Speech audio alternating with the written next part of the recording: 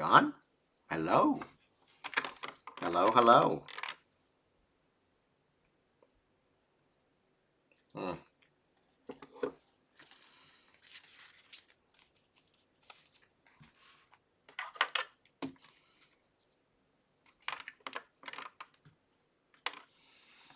Are we on? Hello? Anyone on? 0 viewers.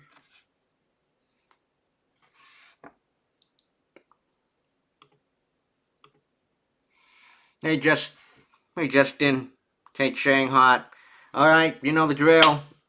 First things first, before we even begin, mic check, audio check. Mic check, audio check. Check, check, 1, 2. Check, check. Check, check, 1, 2. Check, check. Are we good? Hey, Vibes, how are you? We're good? Audio check, mic check. Oh, that's not good. All good? Can't begin yet. Forgot my water. Hold on.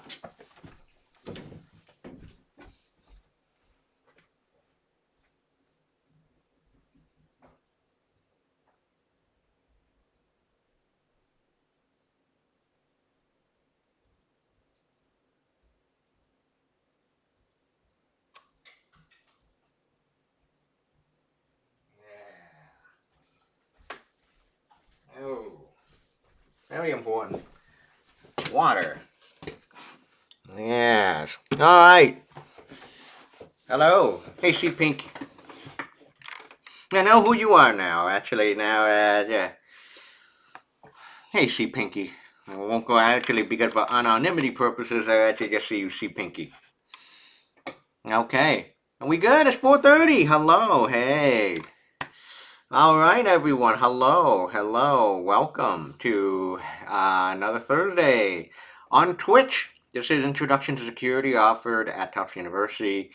I'm Ming Chow, Associate Teaching Professor, yada, yada, yada, yada, yada, yada. Oh, today we are going to do some happy hacking. In fact, today's the oldest trick in the book. Today is the oldest trick in the book, also known as SQL injection. So, here's a little bit of a brief history. So, I graduated from Tufts in 2002 and 2004. I got my master's in 2004. And why is that important? Because when I graduated from Tufts, I had no idea what security was. I had no idea what this field was. Um, like any other graduate at that time, I just wanted to just make money and make video games. I had no idea what the security field was. Um, where I was working at that time was sending me summer of 2004. There was a big annual conference in Massachusetts, in Boston, called the Usenix Annual Technical Conference. Um, and it was very security focused. And in fact, my workplace sent me not only to the conference, but also for me to take 2 tutorials, um, workshops there, like hands on stuff. And, at that time, that was not only where I met my mentor, Gary McGraw. I want to give a shout out to Gary McGraw, friend, mentor. Um, but also, I was learning things about vulnerabilities in security. And at that time, in 2004, the 2 biggest vulnerabilities that were really, really, really ballooning were cross-site scripting, XSS, and SQL injection. That was in 2004. So here we are in the year 2022. You do the math. It's been 18 years, right? If we do the math correctly, 18 years. Hey, Elite Particle. Hey, Undone. So, what is it, 18 years? From 2004? 2004. And here we are, and what are the most, what are still the biggest vulnerabilities of today? SQL injection and cross-site scripting. How do we know that in the year 2022? Well, I've been mentioning about the CWE Top 25 list. Let's take a look at the CWE Top 25 list for 2022. The most dangerous software weaknesses. And here we are. Cross-site scripting is number 2. SQL injection is number 3. In fact, SQL injection has actually increased from 2021 to 2022. Isn't that sad? I mean, isn't that sad? Is that, you know, when I first learned security, cross-site scripting and SQL injection were like, oh, were neck and neck. It was way up there, if not like numbers one and two. Here we are, 14 years later. No, wait, is it? Did I just said? I don't even remember. 18 years later, it's like, really? I don't know.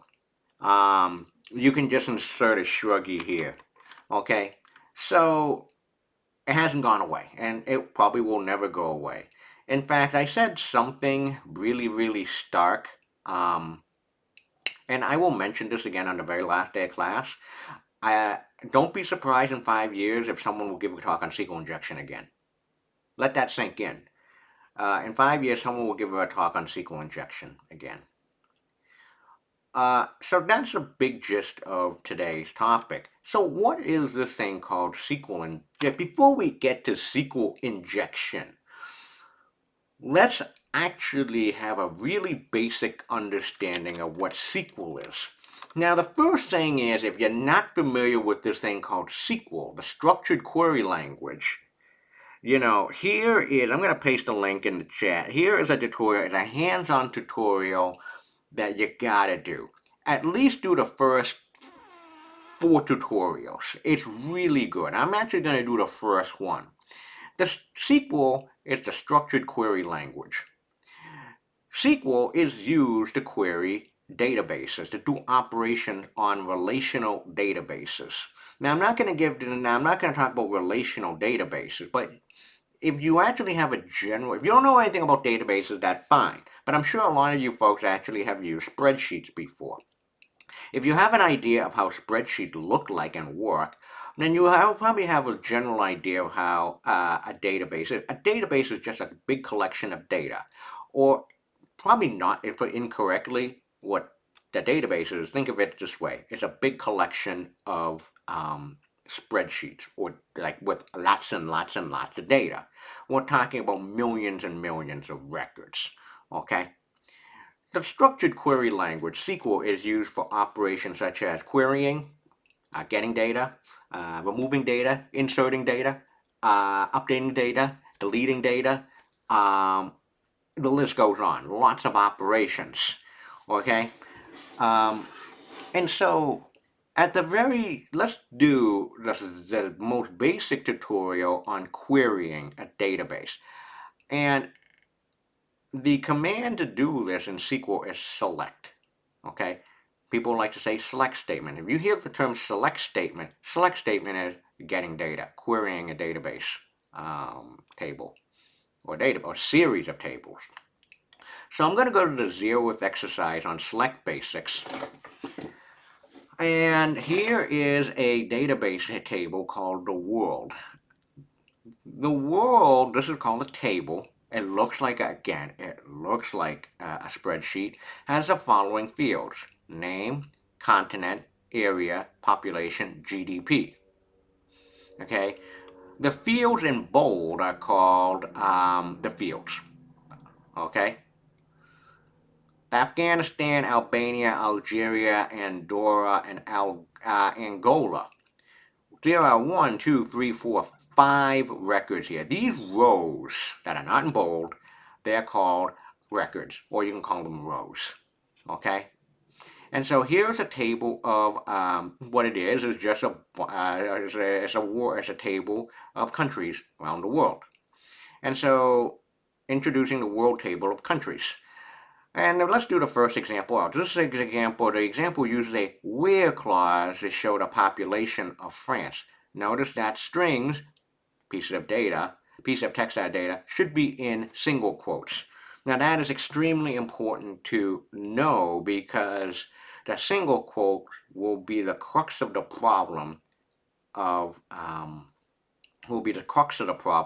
that will lead to something called SQL injection. So the format, I'm going to pull up, here's the general format of a select statement. Case doesn't matter. You can do, a lot of people use like capital letters for SQL commands, for keywords, okay? But you can actually do like this, select. So here's the general form of a select statement. in SQL.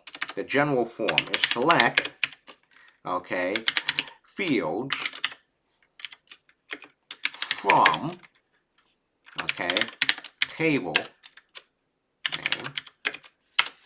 That's it. I mean, at the very rudimentary level, it's select, followed by the list of fields separated by a comma from the table name. Now you can also add conditionals as well, such as where conditionals here. A whole list of conditionals. Okay? So that's the general form of a SQL, of a select statement in SQL to get data from a table. And so the first question is, okay, modify it to show the population of Germany. So what it does is select the population, population's a field in this world table, from world where name equals France. Name is, of course, a country. Well, if I hit the submit SQL, it's the wrong answer, some of the data is incorrect. You got the population of France, which is not what we want. Well, we want the population of Germany, okay? Select SQL statement, that's the correct answer. Yay, pretty nice. Okay? Scandinavia. Checking in a list, the word in allows us, and in is a keyword in SQL, allows us to check if an item is in the list. The example shows a name and population for countries Brazil, Russia, India, and China.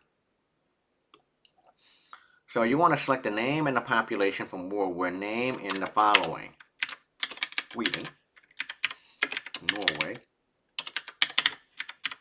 Denmark.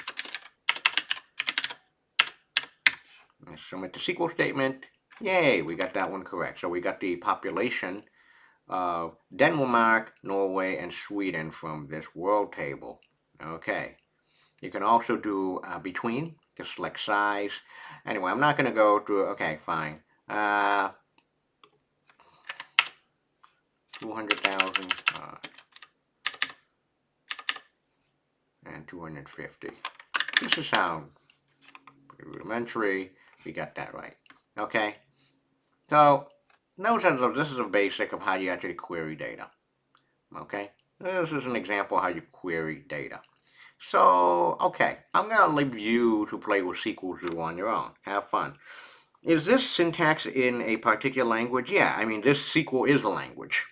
Yeah, Drewfish, SQL is a language. Yeah, SQL is a language. Structured query language. That's what SQL is.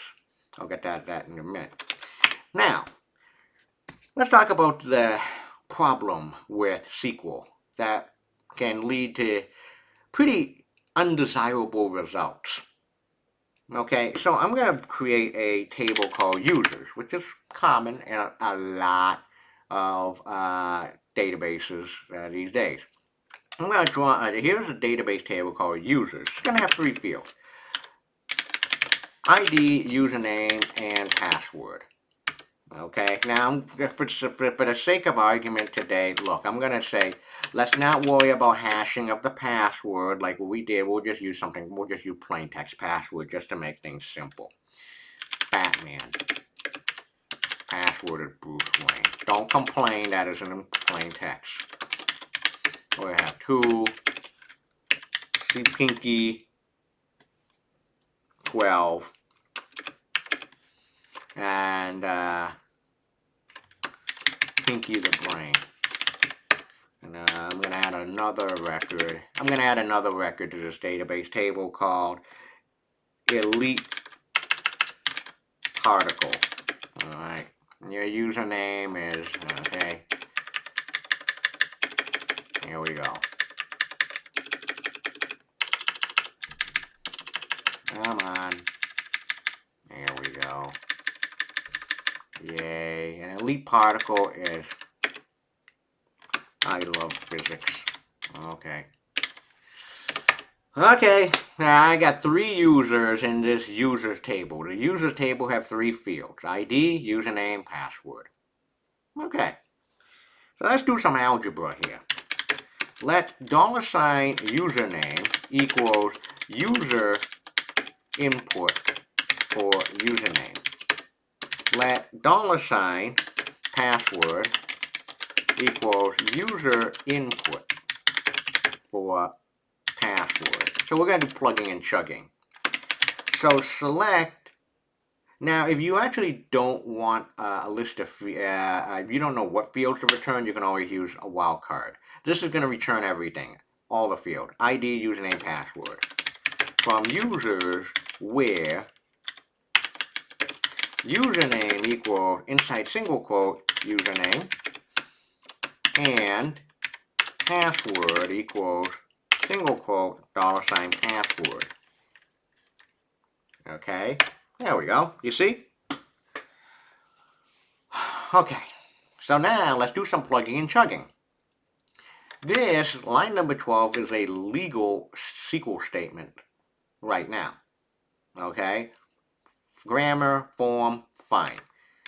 So what we're going to do, what the whole idea of line number 12 SQL statement is, select the ID, username, password. Select those three fields from users where username equals some given user input for username and password equals some user input for the password. So, okay, let's do some plugging and chugging now. So let username equals drewfish7. And let the password equals drewfish7. Okay? Now, let's do some plugging and chugging. Let $username replace $username with drewfish7. And let the password also be $password to be drewfish7. Now what we have, the end result is select star from users where username equals drewfish7 and password equals, inside single quote, drewfish7. Now take a look at the users table here. Do we have a user where the username is drewfish7 and the password is drewfish7? So the answer is no. We only have 3 records. There is no username with drewfish7 in our the highlighted table, and there's no password drewfish7 either. So what this is going to return is nothing. No results. Well, that's all good. Alright. Let's do another one. Let's go all the way back in the beginning. Let username equal Batman. And the password equals Robin Smells. Let's do a plug and chug. Replace $username with Batman, all lowercase. And replace $password with Robin Smells. Okay? So what's the end result going to be from this SQL statement? Select star from users where username equals single quote Batman, single quote, and password equals single quote Robin Smells, single quote. Grammatically, form, for syntax, no syntax errors. Looks good, but here's the thing. While there is a username Batman here in the table, we don't have a password of Robin Smells. They both have to be true. So there's no username with Batman and where the password is Robin Smells.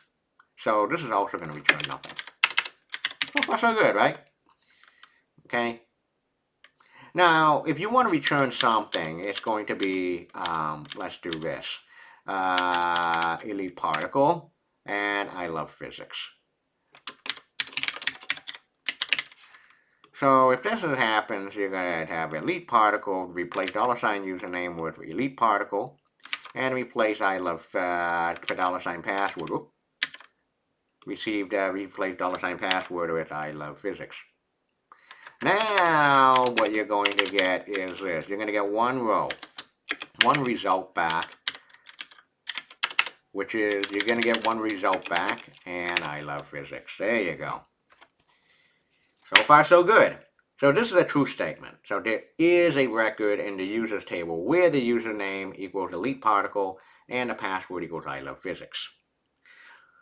But this is where the SQL injection problem happens. Are you ready for this? This is where things can go horribly wrong. Okay, imagine if the username is Shaquille and the password is O'Neill. plug and chug. Replace $ username with Shaquille. And replace $ password with O'Neil. Now, what is the end result going to be? I want you to chime in. What's the result going to be now?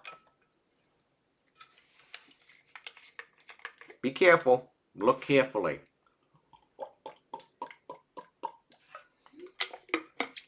What's the end result of the select statement? Anyone want to chime in? Come on. We got 30 people here today. Good audience. What's the result of the SQL command? Okay, so I got syntax. Okay, I see nothing.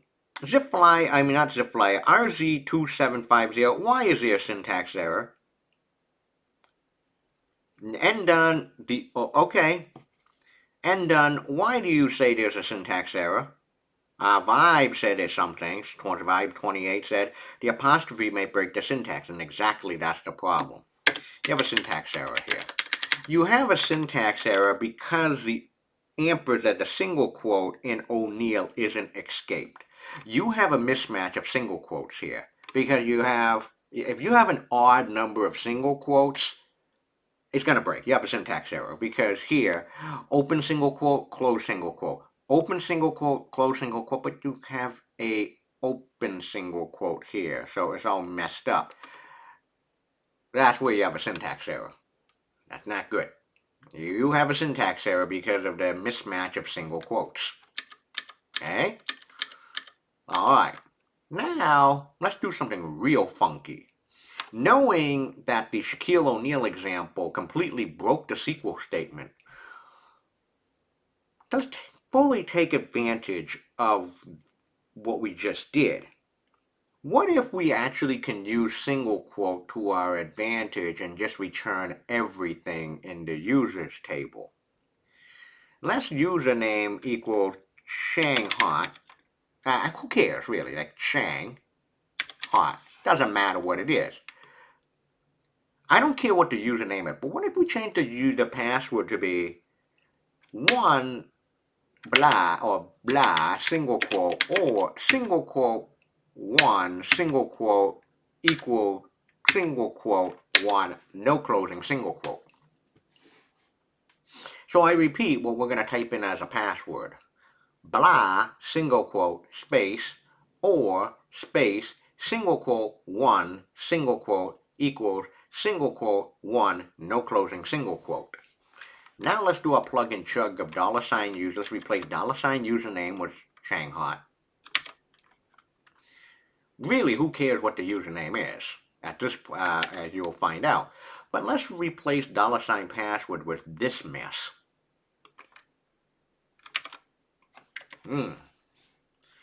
Now, what's the end result going to be? Let's do some algebra out. Okay? Select star from users with username equals single quote Chang Hot and password equals single quote blah single quote space or space single quote 1 single quote equals single quote 1 with a closing single quote. Syntactically, is this a legal SQL command? Yes, it is. What's the end result going to be? Let's do the algebra. This username equals Chang Hot. This is going to be, oh, do we have a username named Chang Hot here? No. So we have, I'm going to do this. So we have false. We have false. And do we have a password blah up here? Nope. False. Or, wait a minute, what's 1 equals 1? The last time I checked, 1 equals 1 is always true. So if you actually, so false and false or true. If you read this from left to right, it's going to be false and false is always going to be false or true. What's false or true? What's anything true? What's anything true? Anything, like anything or true is true. So what this SQL statement, line number 12, will do is going to equate to the following. Select star from users where true. Ultimately, that's what it's going to return. Returns everything. All rows. 1, 2, 3. And you're going to see Batman, C Pinky, Elite Particle. And that, my friends, is a SQL injection problem. Here, if you have to explain what SQL injection is to a layperson, like your grandmother, or someone that does like a policymaker, SQL injection is the following. If you do SQL injection, you can either what it is you're going to get more data than, you're going to receive more data than you should have permission to access. Or another way you can say this is you get more data than you ask for. You get more data than you actually have permission for. That's what SQL injection is. This is the same trick that is used to dump to breach into a lot of systems out there. If you are actually wondering why, how come there's so many security incidents where millions and millions of records get released, SQL injection is usually really up there as the answer. Okay? So we're using SQL injection, you're going to get a lot more data than you asked for, and a lot more data that you should have permission for. If you're going to use SQL injection on an authentication system, you're going to have more access. You're going to have gain access to a system that you shouldn't have access to. That's what SQL injection is. And unfortunately, it's the oldest trick in the book. And this is one of my favorite articles to share in any in my security class. It's written a few years ago. It's on Vice. It's over 5 years old.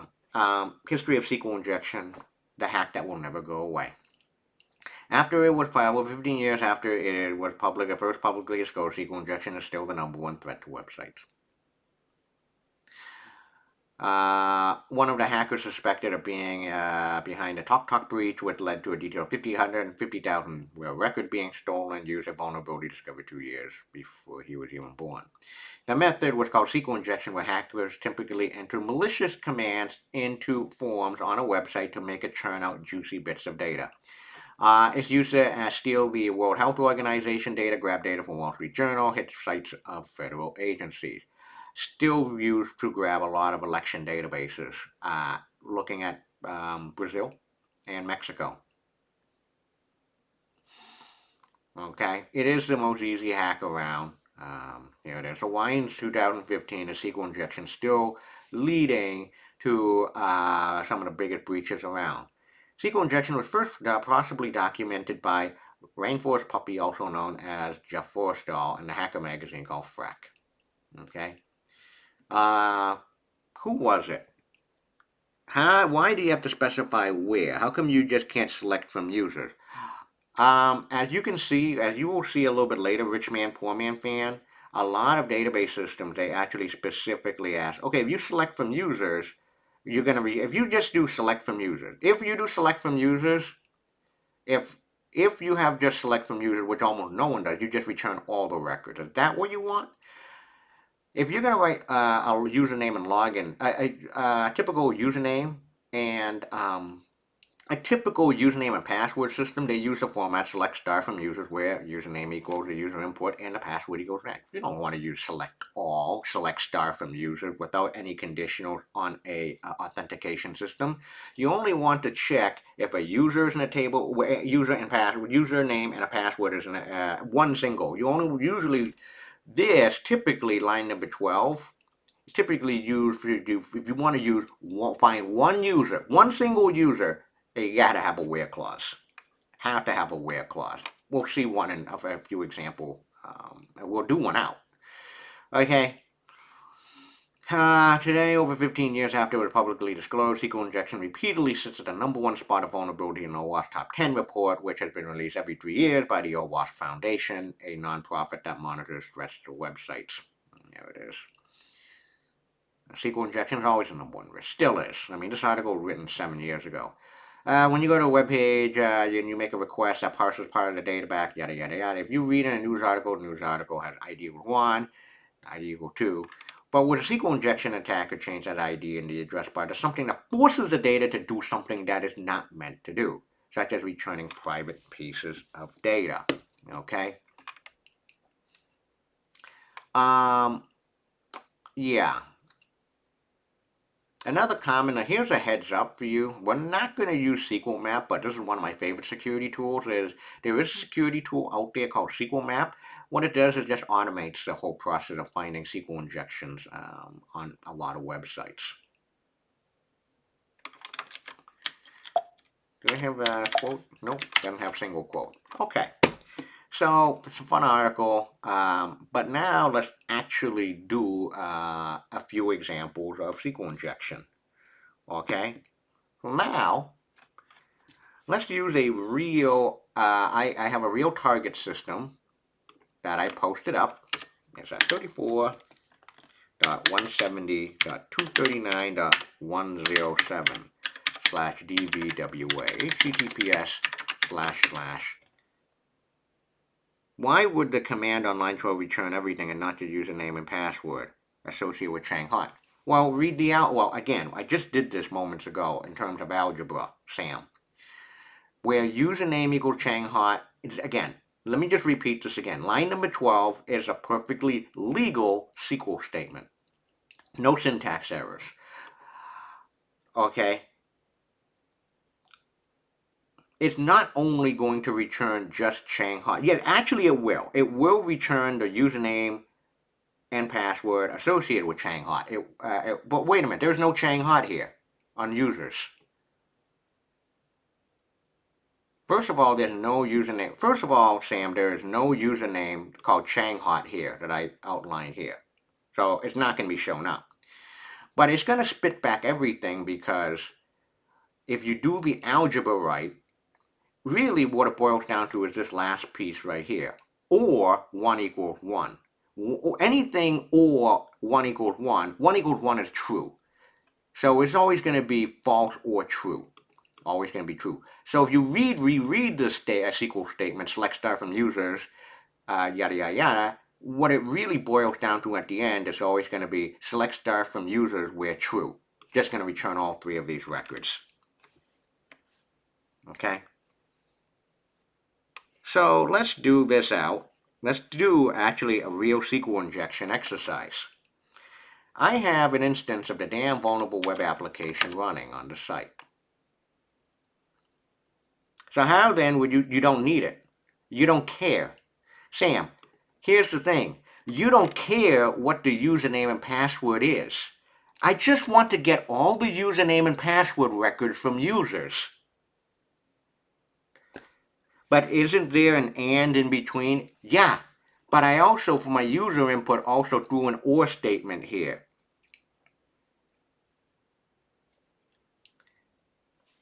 See, here was the original state. Here's what really happened originally. Hold on. Here was the original statement without the user inputs. Okay? I want to dump all the records in the database. I don't just want Batman. I don't want just C Pinky. I don't want just Elite Particle. I want Batman, C Pinky, and Elite Particle. I want everything. I want to dump all the records. Okay? I just want to dump all the records. Yeah, thanks, Amy. That's the right way to think of it. Is X and Y. Doesn't matter what X and Y is. But or Z, where Z is going to be true. Anything or Z is going to be true. But what I did was, for the username, is just, okay, really, I don't care. I would just have user equals A. I just user equals A. There's no user who's a get. I don't care. I don't care what the username is. But let's do for the password. Whatever. Single quote or single quote 1 single quote equals single quote 1. No closing single quote. Let's do a simple plug and chug replacement. Replace $username with A and replace $password with, well, this whole whatever statement. And so what ends up happening is you're going to have really what Amy said, the algebra, X and Y. doesn't matter what X and Y is, or true. So anything or true is true. So this statement, line number 12, is always, and I mean always, going to evaluate to be true. It just returns all the records. Now, using this technique, let's go back to the damn vulnerable web application. Go to Advanced. I'm using Firefox. Accept the risk and continue. Username is admin. Password is password in all lowercase. There we go. So now, let's do the SQL injection exercise. Oh, for those, just a friendly reminder what the damn vulnerable web application is. The damn vulnerable web application is a PHP web application that is, well, damn vulnerable. Its main goal to be an aid to security professionals testing their skills tools in a legal environment. Okay? And aid students and teachers, like us, learn about web application security in a controlled environment. Let's do SQL injection. Here it is. Let me do this one out. Increase the font. Enter a user ID. 0, nothing. 1, ooh. 2, ooh. 3, ooh. Thanks, Tantrum. Exactly. Type "this is unsafe" anywhere on the screen. Yep, did that in class 2 days ago. Now, find me the SQL injection vulnerability. That is, return all the records, spit it back onto the screen here. So it's just like list all the records, ID, first name, and surname. I don't know how many records there are, but list all of them. So far, if you did 1, 2, fine. 2, fine. 3, fine. But list out all the records on the page. And there's a hint. If you view the source, take a look.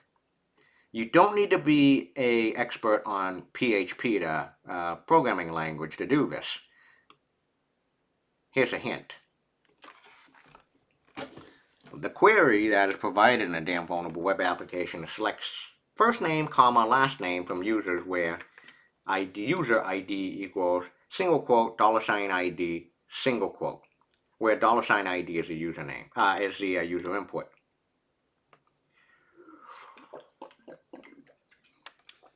Elite Particle, can you hold your question for? That's a great question. Let's do this out. Let's do this out first. I like that question.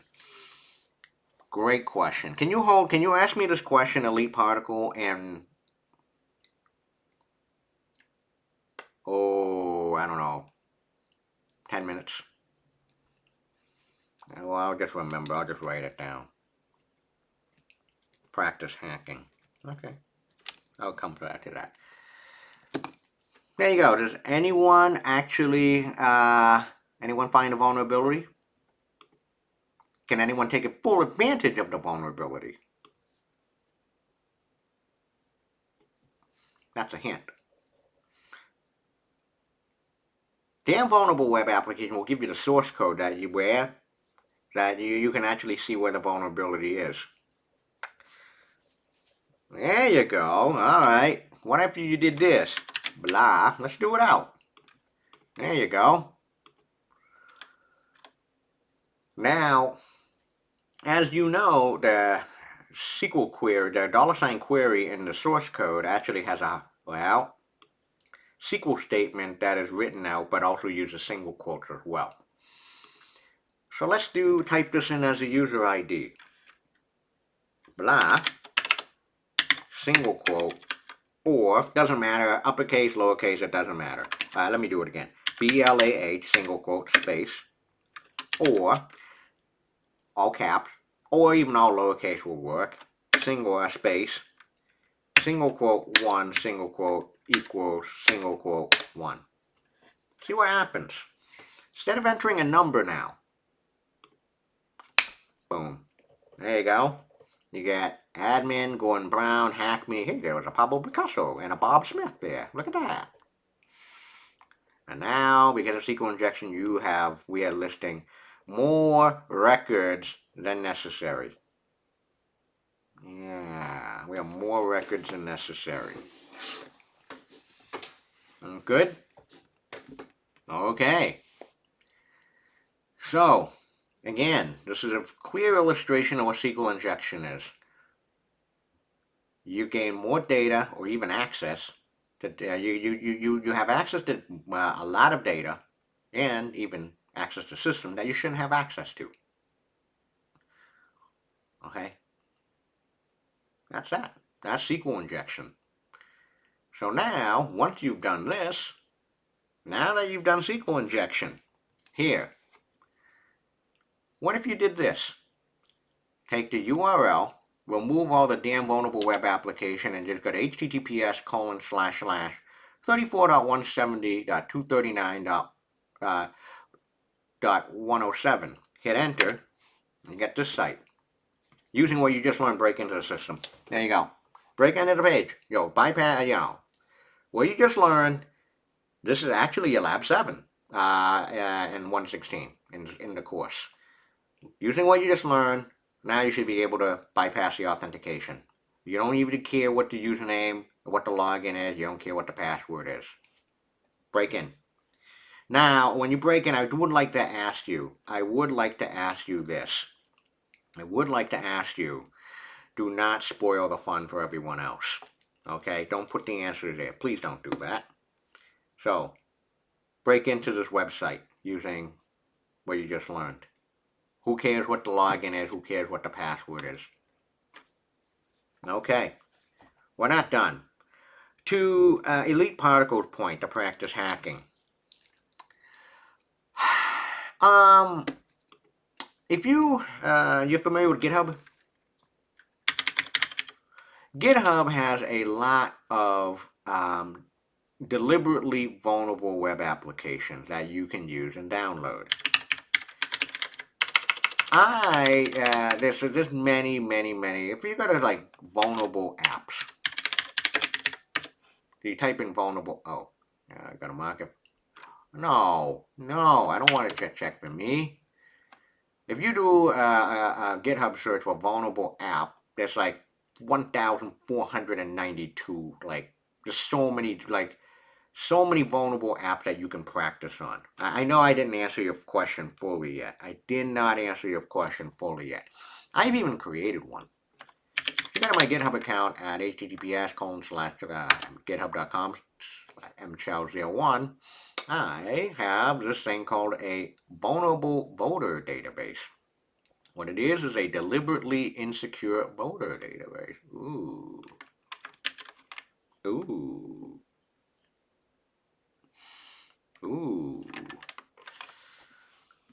Documentation, how you get installation up and running, Docker, and all this stuff. Yes. Yeah. It's one for you to play with. Hey, Elite Particle, you wanna play with this? You wanna do a vulnerable? Let's just do this out. All right. Actually, we'll do another example, and this time, go to https://34.170.239.107/voterdb. All right, here it is. There's your voter database. Same idea. Use the idea of SQL injection to dump all the records in the voter database. It's a fake find my voter registration status. So I'm going to do elite particle. Date of birth month. Let's do what today's October. Today is what? What? I don't even know. Just select the date. Zip code is now. Here's the deal. Zip code is what? 02153. Okay. All right, 5 character. There is a 5-digit number to byte. Okay. Oh, you must click this box. Okay.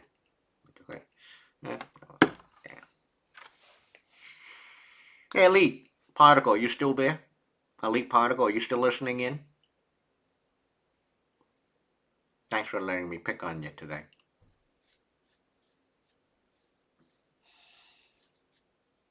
Alright, so what do you notice about this form? First name, is there a character limit to first name? Ah, shit. Oh, shit, there is. A, B, C, D, E, F, G, H, I, J, K, L, M, N, O, P. Oh, damn. A, B, C, D, E, F, G, H, I, J, K, L, M, N, O, P, Q, R. Okay. Okay. There's some character. I'm not sure if there's a character limit on the last name. There is a character limit on the first name. Date of birth month is set to a pull down. Date of birth day is set to a pull down. Date of birth year is set to a pull down. And the zip code has a restriction of 5 characters. If you do a view page source, you notice something? Here it is. First name has a max length of 15. Last name has a max length of 25. Date of birth month is set to a pull down. Date of birth day is set to a pull down. Date of birth year is set to a pull down. And the zip code is set to 5. Here's one problem. You can do SQL injection. I'm telling you right now, there's SQL injection to dump all the records here. I'm actually going to tell you the answer. The answer is you want to perform SQL injection on the zip code. That's your answer. But what's the problem? The problem is zip code is set to 5 characters only. Doesn't matter if it's letters or numbers. There's a maximum length constraint for zip code. 5 characters only. But I'm telling you, because I built this thing, that there is SQL injection here. You can dump all the voter database. You can dump an entire voter database if you perform SQL injection on the zip code. The problem is there's a 5 character limit for zip code.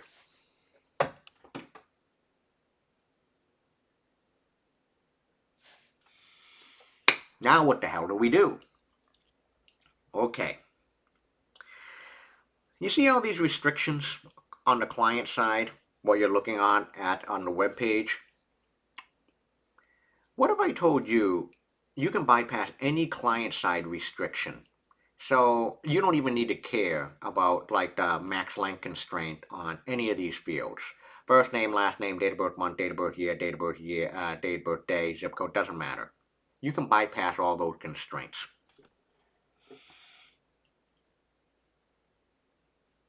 You can do that. Can you just change the HTML and then submit? You can do that. Yes, RZ, yes, you can do that. But that can be somewhat of a pain in the ass. But there's a more professional way to do it. One that you don't need to change the HTML attributes.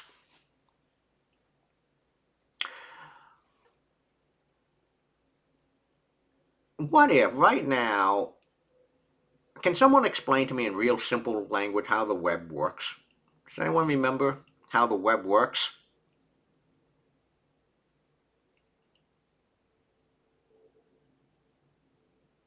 Just 2 words. Right now is making request response. Rich man, poor man, fan, perfect. Request response. Right now, I have a request. Oh, by the way, this is it's going to make a post. Okay, this is an HTTP example that uses HTTP post. This is going to make a post request to the server. Yeah. Yeah, unfortunately, a lot of people in CS20 didn't, CS20, well, they kind of forgot about that. Yeah, request response. Yes, request response. What if you did this? What if I told you right now this form, once I hit the submit query, oh, by the way, I checked this thing off, I hit the submit query, this makes a direct request to the server at 34.170.239.107. Then 34.170.239.107 will send me back no results. All right, let's do that. 1, 2, 3, 4, boom. I don't care. Oh shoot, I forgot to check off that damn thing. Damn it. What is it? 1, 2, 3, 4, single quote. The hell is it? Here we go. Check this off. Hit the submit query. Woo! Chang Ha, do you notice something? Ooh, this is not good. This is an example of, well, how you not do things. You have a gift here, Chang Hot. You're given a gift that the error message is right here. Even worse, it shows you my back end logic of the system. Everything is clear. Oh yeah, we're seeing the source code. Oh yeah, Chang Hot. You see, oh yeah. And done, Shanghai, everything is clear. You see the source code. This is never a good thing. Once this happens, then SQL injection becomes very apparent. There's SQL injection somewhere, and then you can fully take advantage of it. Now that you know that there certainly is SQL injection somewhere, and by the way, using zip code, this also proves that I'm telling you, that I'm not joking. This also proves that I'm not joking, that there is SQL injection under zip code. Fully take advantage of it. But the problem is, zip code is only set to it's a 5-character limit. Not yet, RZ2750. Not yet. Not yet. You have to finish the job. This is what we're going to need to do. What if I told you we're going to use a tool that instead of making a request directly to the server, in this case at 34.170.239.107, we're going to use a tool that actually intercepts everything that we type in, and before it actually makes the full request, we can modify anything and modify any inputs before it gets sent to the server. So before we actually make the request directly to the server, we intercept our request and we can do any mangling, any modifications that we want before it gets to the server, of the data before it gets to the server. And the tool we're going to use is something called a web proxy. A proxy. Think of a proxy as a middleman. Anyone here actually, well, let's not talk about anything illegal, but another use of a proxy is you may have probably done this before if you're trying to stream a blacked out event online and you don't have access to. You can actually say, okay, I'm going to forward all my traffic to some other IP address. Yeah, you can use a proxy for that as well. Is there also a way to bypassing? Oh yeah, yeah. This is what we're gonna do right now. Is this also a way to bypass things like text boxes only allow? Oh yeah. Exactly. RZ2750. Let me see if this article is still up on my on the course website under readings. A web proxy is used to bypass all these restrictions. Please tell me come on.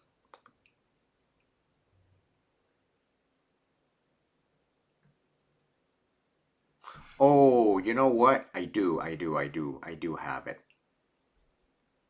Not here. But the web proxies have been used for years. Actually, if you go to web security, let me find the article. TV. Oh yeah, here it is. Bypassing restrictions on hidden input choice or hidden foot. I love this one from 2006. Back in the days, you just buy a plasma screen TV for 99 cents. Oh yeah. Oh, I had to bypass.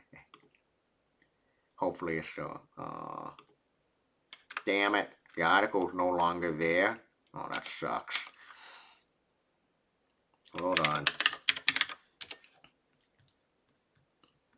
Yeah, this was the same technique. I love this one because back in the days, to prove to RZ2750's point, yeah, this was how you actually would buy a plasma screen TV for 99 cents. Oh, because all these people were just hard coding like prices into hidden fields. It was great. They don't have it anymore. Anyway. Okay, so, alright, well, we're going to show you what a web proxy is. So a web proxy is a piece of software that's used for security testing. There are a few web proxies out there, but the most famous one is by Portswigger, called Burp Suite. I want to give a shout out to Portswigger. Burp Suite is free and open source. There's a free version and there's a paying version. If you're going to do application security testing, it's like your best friend. Burp Suite. Yep, RZ2750. This was exactly what people did to bypass numbers, bypass checkbox, bypass hidden field, you name it. Alright, there is an enterprise edition that has automated scanning, but there's also, we don't need that yet.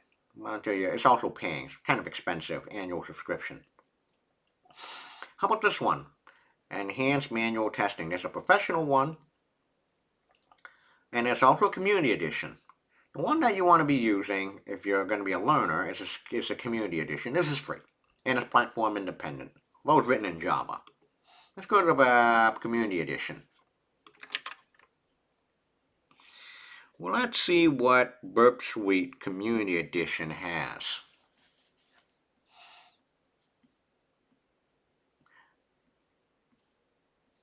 What's included? The Community Edition has HTTP or HTTPS, WebSocket, proxy, and history. Yeah, you can build a website map. Okay. Essential tools, repeater, decoder, sequence, so you can actually brute force username and passwords, and also an intruder. Let me plug in my Mac. Let me plug in the power.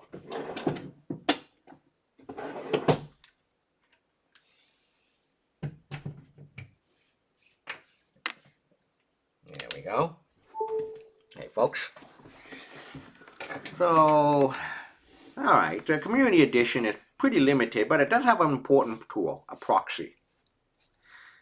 Alright, I'm going to download. I already downloaded it on my system. So you go Products, Berkeley Community Edition, go straight to Downloads. And there's a Mac version, there's a Mac ARM. If you're using a newer Mac, you want to use ARM or M1, there's Windows, Linux and all that. Alright, so let's fire up Burp Suite, shall we? This is how it looks like. Yes, here it is. I'm going to Burp Suite Community Edition, use the option. That's to create a temporary project. You can see, right? Everyone see? Use the Burp Suite, using Burp. Okay, so this is a Community Edition. Yes. If you're doing the paid, you got the Pro version, paid version. You can actually do like automated scanning of web application, web pages, websites for things like cross-site scripting, DOM-based SQL injection, operating system commit, which we've done in the physical 116 class. Pretty cool. Yeah, so here it is. You have a dashboard here. You have a target. Yep, any website that you actually target will be built. There's going to be a map of the website built. Really cool. But the one interesting one that we want to use is a proxy. Now, what is nice about the newer version of Burp Suite is it actually has a built-in browser, so you don't have to do all kind of crazy configuration settings on your web browser on your system to get Burp Suite to work. Intercept is off. Okay, so intercept is off. I want to say intercept on. Okay, and I want to open a web browser, and it's going to fire up Chromium. Yeah. So this version of Chromium is built into Burp and is tied in with Burp Suite. Let's go back and actually take a look at the Find My voter registration database. Go to Chromium. I'm going to hit paste the URL in, hit enter. You notice something? First of all, you now notice that my version of Chromium, on the tab bar, the circling, it's waiting for something. Remember, I made an HTTP GET request to 34.170.239.107/voterdb. And here's the HTTP request. I can choose to forward this request or drop it.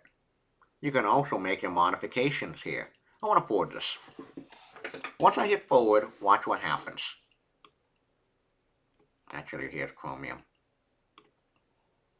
There you go. And I'm going to fat A, B, I don't care what I type in as date of birth, I don't even care. Zip code, blah. How about that?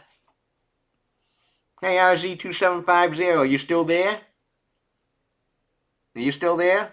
I'm going to hit checkbox.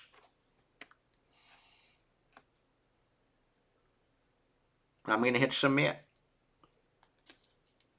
Hey, RZ2750, he's still alive. Hopefully he's still watching. Okay, I'm going to hit submit. Watch what happens when I hit submit. I'm going to use a different last name like B.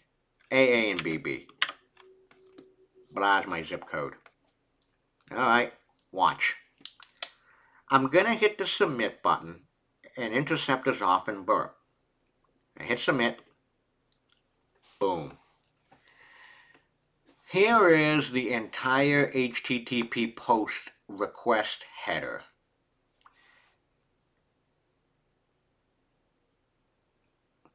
Here is the entire HTTP post request header from line number 1 to line number 20. Line number 21 is break, but line number 22 is the HTTP post request body. Yes, line number 22 is the request body. And you notice that the request body, line number 22, has all my user inputs. First name, last name, date of birth month, date of birth year, zip code, blah, understand, and so on. I can actually view this as my raw text format, or I can use this as hex, or I can even do a pretty print. Pretty print is, pretty print. Oh, inspector, look at that, look at that.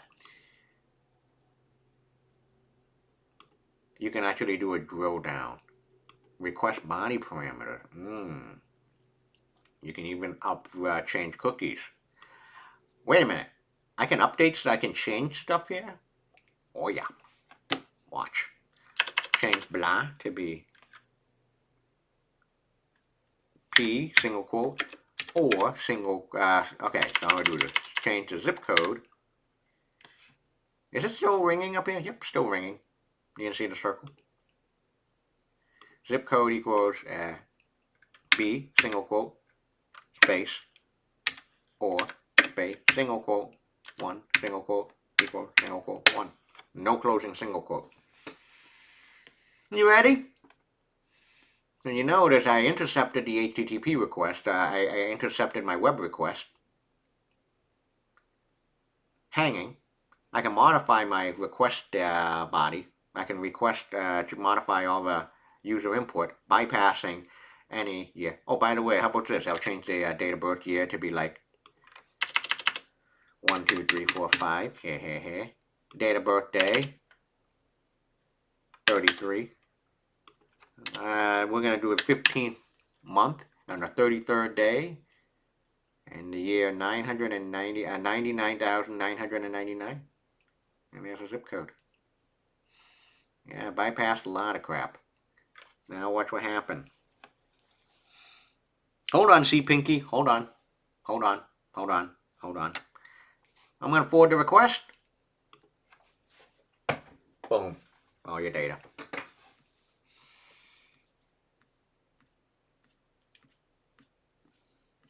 There you go. I think there's over 10,000 records here. It's all fake data. There you go. You dumped your data. Congratulations. That's how voter data database typically get stolen.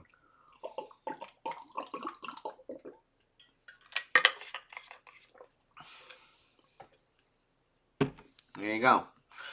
See, Pinky, a great question. Would that body param be encrypted on certain website with sensitive data because people intercepted? Not really. You want to do an example? A real good example?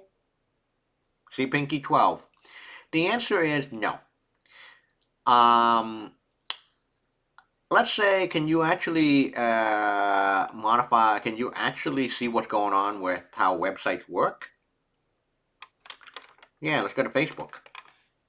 No. Let's do one better. Let's do it Instagram. https://instagram.com. So this is for C Pinky. Here's your HTTP request. Yeah, I'm gonna forward this. Yeah.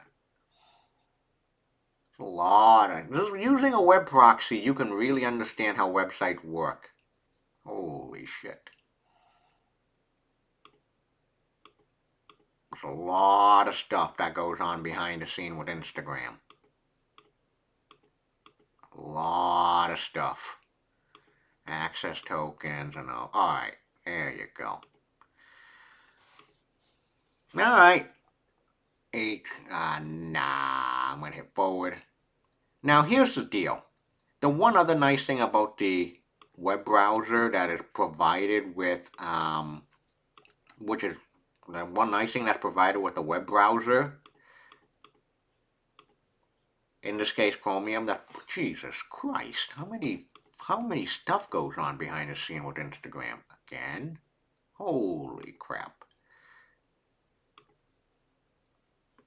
Really? It's like, seems like to be phoning home all the time. Alright, you know what? After this. The one nice thing about the built-in web browser with Burp now, it actually is configured to actually look at HTTPS sites as well too, because the web browser has what is called a fake certificate that actually can intercept HTTPS traffic as well too. CPinky 12. Yeah, hopefully this is not what you use. Password is, okay, you want to take a guess what my password I'm gonna enter is?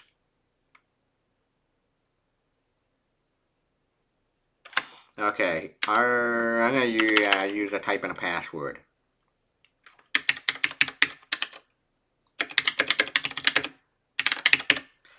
No, I can show, but I'd rather not do that. I'm going to hit the login button. You ready? Let's see how Instagram works under the hood. What the field names and all that stuff are.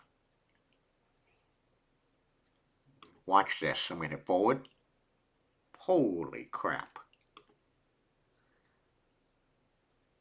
Ooh.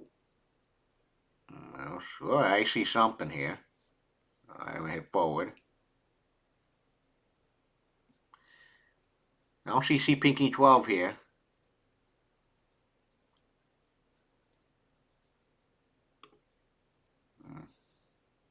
Here's your login. Web login attempt. App ID. Oh, so it looks like that Instagram do, shit, access token. Access token. Access token. Login failure. Okay, so it looks like it doesn't.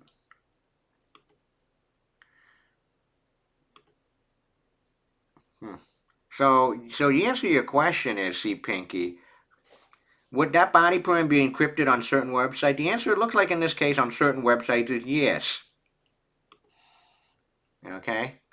Alright, let's do Bank of America. I'm going to turn off the intercept for a second. I'm going to do Bank of America. We have friends here. And now I'm going to actually, I'm going to allow. Intercept on. Here we go. Forward. Alright, intercept is on. Same site. ABC123, password is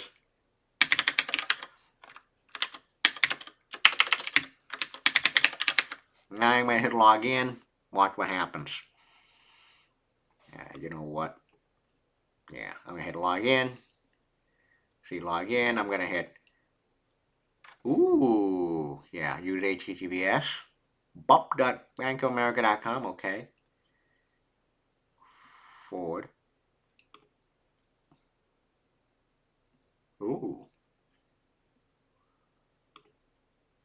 Cookie information. Come on, one of these got to have my user my user input.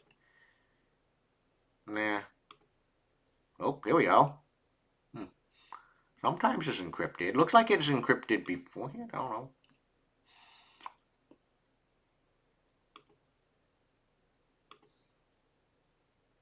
I don't see it. Post. Okay, here we go. ABC123. Yeah, no, don't see it. Whoa, no, I don't see it.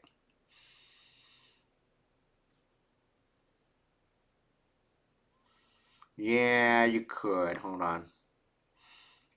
I swear. Huh, interesting. I don't see anything that I typed in. I think I typed in ABC123 as a username and whatever as a password. Ugh. Ugh. Maybe? Who knows? I'll let you dig around with it. Oh, here it is. Nope, nope, nope, nope, nope. No. A lot of sites work differently. Okay, there's a whole bunch of crap here. Yeah. Bank of America does a really good job with security these days. But actually, hold on. Here's another one. HTTPS. How about this one? Actually, I can go to HTTPS. Damn vulnerable web application.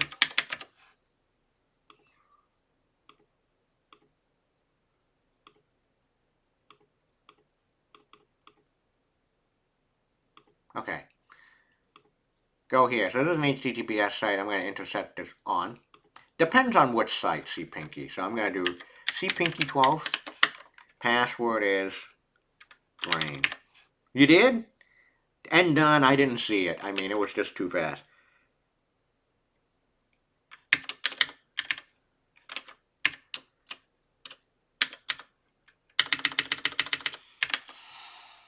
So apparently this user site uses HTTPS. I'm going to hit log in. Log on. Here it is. Yeah, here we go.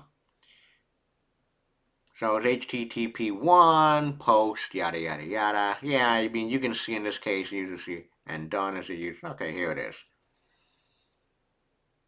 Does it say the port number, what it was used? Nah, it didn't. User token, request attributes, and all that other fun stuff. I'm going to drop this request. Dropped. So yeah, to answer your question, this RZ2750 is some websites do encrypt the data before it is sent. Some do not. Yeah. Can you do error checking on the server side to make sure? Okay, here's the thing. Error checking should always be done on the server side. Let's get that out of the way. Uh, Error checking always got to be done on the server side. Now, okay, so also, let's see what we've done. Let's look at all the sites that we've actually, if you go to Burp, we can take a look at all the websites that we actually have to do a map. You can actually see a map of Boston. Huh. Boss.bankofamerica.com. Okay. I didn't know that was a thing.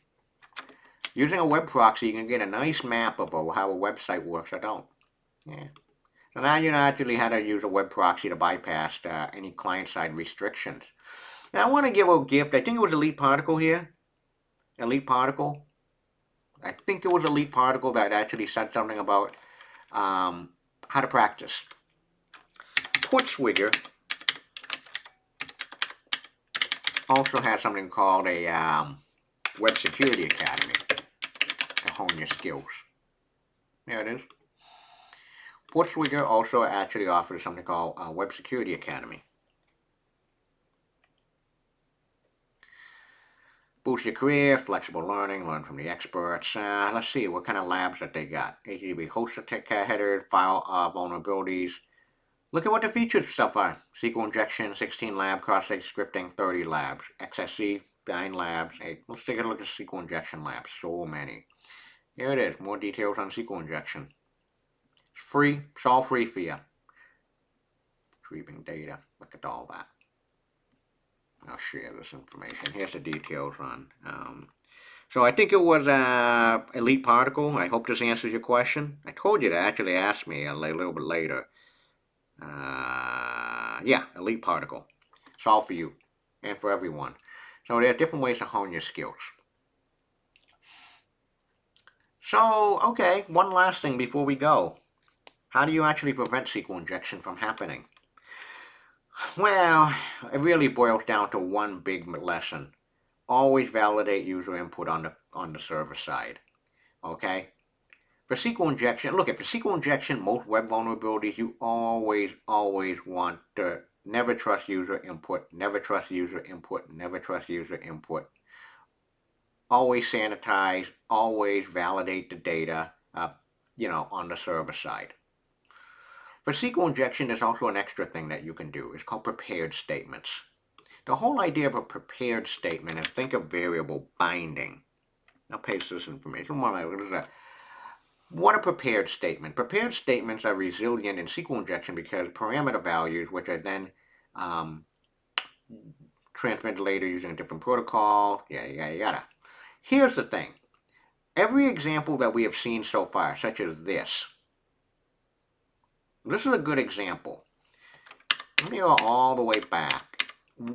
Line number 12 is exactly the root cause of SQL. One of the biggest root causes of SQL injection is not only a single quote, but when you're mixing code and like code, which is a programming language, and SQL is a programming language, and user input.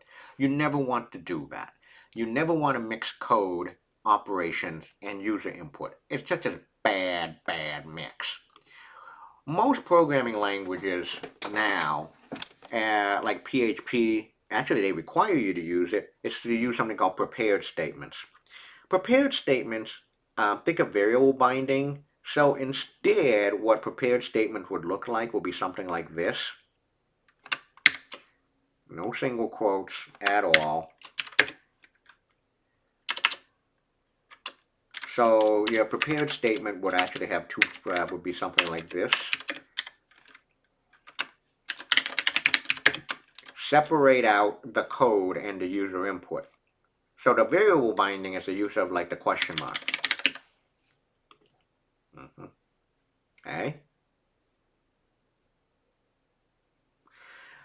And why is this important is the root of SQL injection problem is a mix of the code and the data. In fact, our SQL query is a legitimate program. Yeah, so it's a programming. I forgot who actually said it was a programming language. Who asked, what kind of a language SQL? No, SQL is its own programming language. Yeah, you've seen all this before. While in the case of prepared statement, we don't alter our program. This does not alter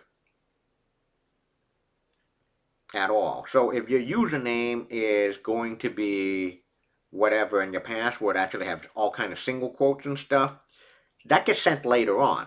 So what the SQL statement will actually do is it's going to look for the password with the single quotes in them. So you don't mix the code and data together. Here, while in the prepared statement, we don't alter our program, it remains intact. That's the point. We are sending a program to the server first. Here's an example. PHP, no less. You send the program first, which is the SQL statement, with the variables as any user input as a question mark, where the data is substituted by some variable called a parameter or a placeholder. Notice that the exact same query is sent to the server without any data in it, and that's when we're sending that. Then we're sending the data with a second request, essentially separated from the query itself. There you go. So it can't alter our program and do any harm. There you go. And so that's, my friends, you got not one, but you got 2 lessons today. The oldest trick in the book, SQL injection, and you also got a little bit about web proxies as well, too. And also a little bonus about opportunities where you can learn more as well. I think this was good. This was good. Happy hacking, everyone. Happy hacking. Yeah. That's it. That's all I got for today. 2 minutes over, 3 minutes over time. Yeah. Yeah, now you can do Lab 7. Oh, by the way, one last thing. You're going to break into that website for Lab 7. Should not take you more than 15 minutes. You're doing it more than actually if you're doing more than 5 minutes to break into a website, yeah, you're doing something terribly wrong. I'm just saying.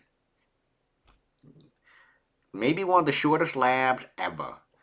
But unfortunately, it's always a number of students that, oh, because they didn't listen to this telecast, they didn't listen to this Twitch, they didn't watch the thing, they're spending 3, 4, 5 hours. Anyway, yeah. Thanks, everyone.